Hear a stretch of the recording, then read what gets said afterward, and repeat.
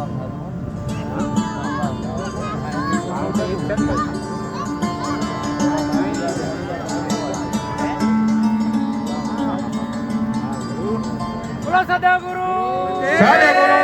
દેવનો જય. સદગુરુ દેવ કી. કાંતિભાઈ સાહેબ અને બાપજી, એક શરત છે, આટલું મોટું હાર છે, જ્યાર સુધી સત્સંગ પૂરો ના થાય ને ત્યાર સુધી તમારે પહેરવું જ પડશે. પહેરાઈ દેજો બધા.